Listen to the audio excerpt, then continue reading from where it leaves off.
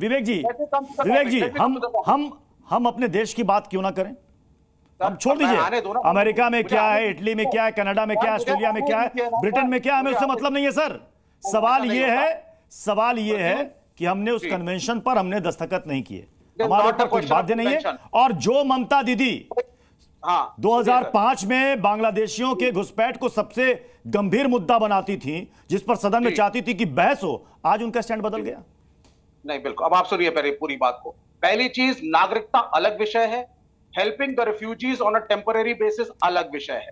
अगर आप किसी भी देश के रिफ्यूजीज को कैंप्स लगा करके मानवता दे रहे हैं, खालसा एड ने जाकर के बांग्लादेश में बॉर्डर पे मैं भी पहुंचा था, 4 लाख रिफ्यूजीज को उस जमाने में रोहिंग्या से दवाइयां, पानी, खाना दिया था। लेकिन आप कहेंगे लेकिन विवेक जी, क्या ये राज्य सरकार का अधिकार क्षेत्र है?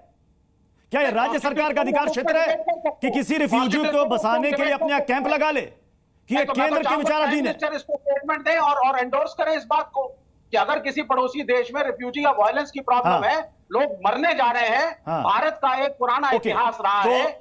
तो शिवम त्यागी जी, बकौल विवेक जी, हमें सारे दरवाजे खोल देने चाहिए, जिसको जहां से आना है वो उठ करके चला है सीधे। जहां ऐसा नहीं होता, जहां चला है स्ट्रक्चर्ड वे में होता है सर। डेनमार्क में भी है लोग। देखिए, मैं एक चीज कहना चाहता हूं, बहुत बड़ी क्लैरिटी की बात है। अगर इस देश की नागरिकता किसी को भी चाहिए, irrespective of their caste, creed, colour, religion, आदमी आधिकारिक तौर से उसके लिए अप्लाई कर सकता है और उसके लिए कानून है। अगर बात करें माइनॉरिटीज की, जो सीएए के अंदर आ रहे हैं, उन चार धर्मों के लिए अलग से कानून है, जो ऑलरेडी देश में रह रहे हैं। उनमें भी एग्जेप्शन 5 साल की हुई है, जो ऑलरेडी देश में है। बाकी अगर ये चाहते हैं कि कोई बॉर्डर क्रॉस करके आए, इलीगल इमिग्रेंट्स आए, कहीं से आ जाए, उसको दे, ये बीच में क्यों बोलते रहते हैं, समझ में नहीं आता इनको। ये इतना ज्ञान कभी चाइना को भी दे दिया करो। सारे देशों की बात कर ली, चाइना की भी बात कर लेते। वीगर मुस्लिमों को पकड़ पकड़ कर वहां पर उनकी दाढ़ी काटी जा रही है, उस पर भी 2 शब्द बोल दिया करो। कभी कुरान की आयतें चेंज करी जा रही है, उस पर भी कभी 2 शब्द बोल दिया करो। जिस पार्टी और जिस आइडियोलॉजी की बात करते हो, चाइना के बारे में बोलते हुए तो आप जबान छिल जाती है क्या? यूरोप की बात करिए, कनाडा और अमेरिका, चाइना की बात करिए, क्या हो रहा है चाइना में, बताइए जरा। क्या कर रहा है कम्युनिज्म चाइना में? क्या दुनिया नहीं जानती क्या? कंसंट्रेशन कैंप चलाकर लोगों को मारा जा रहा है, और ये हमें यहां पर भाषण दे रहे हैं, हमारे हिंदुस्तान में भाषण दे रहे हैं। प्लीज आप इनको रोकिए, कोई लाभ नहीं है इस बात से। इनको आदत है बीच में चीखा चिल्ली करने की, पता नहीं हमेशा लगता है जैसे सड़क पर ही बैठकर बहस कर रहे हैं। ये देखिए, कोई लाभ नहीं है इस बात का। मुझे बोलने दीजिए, आप अपने समय में बोल रहे थे ना। Thank you. विषय बहुत साफ है। नागरिकता को लेकर एक स्टैंडर्ड रूल है, उसके तहत कोई भी नागरिकता अप्लाई कर सकता है। इसके अलावा अगर कोई इलीगल इमिग्रेंट्स यानी कि कोई भी बांग्लादेशी नागरिक को लाने की बात करता है, चाहे वो ममता बनर्जी हो और चाहे कोई भी, ना वो ला सकता है, ना वो आधिकारिक है उसके लिए, और ना उसका कोई मतलब है। मतलब इतना प्यार आपको बांग्लादेशियों से है। 2005 में आप कहते थे कि बांग्लादेशी जो है घुसपैठ वो सबसे बड़ी प्रॉब्लम है, हमारे पास वोटर लिस्ट है, इनसे दिक्कत हो रही है। चेयर के ऊपर उन्होंने पेपर फेंक दिए थे, रिजाइन कर दिया था, हंगामा कर दिया था। आज सारे वही बांग्लादेशियों को वो लगातार कहती है तो नहीं हम तो उनको जगह देंगे। सरकार में आते ही जो ये घुसपैठिया है, ये वोट बैंक कैसे बन जाता है?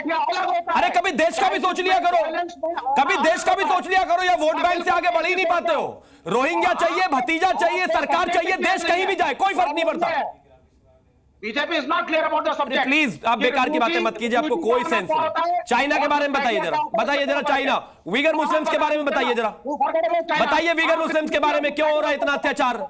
चाइना से तो सीधा संबंध है ना, आपकी तो पार्टी वहां की है, बताइए जरा। You don't know the difference in refugee and घुसपैठिया। प्लीज आप मैं विक्रमादित्य जी आपके पास आ रहा हूं। जब घुसपैठियों का मसला उठता है, कहा जाता है कि इसे राजनीतिक रंग देने की कोशिश की जा रही है।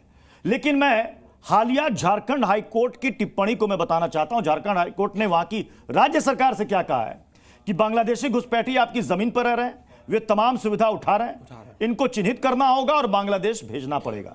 जब यह मुद्दा कोर्ट में भी उठता है, कोर्ट टिप्पणी करता है, फिर भी यह कहा जाता है कि साहब इसको हिंदू मुसलमान किया जा रहा है। क्या आपको लगता है कि यह घुसपैठियों का मसला हिंदू मुसलमान का मसला है? देखिए, बड़ा विचित्र स्थिति दिखाई देती है। अभी इलेक्शन का दौर था, अभी कुछ दिन पहले आपने देखा होगा भारत में पूरे इलेक्शन का दौर चल रहा था। एक कहावत उठी कि 1 लाख रुपया महीना दिया जाएगा। पता था उनको आने वाले नहीं है, लेकिन तुष्टीकरण इस प्रकार से कर दिया गया कि एक सब्ज बाग दिखा दिए गए।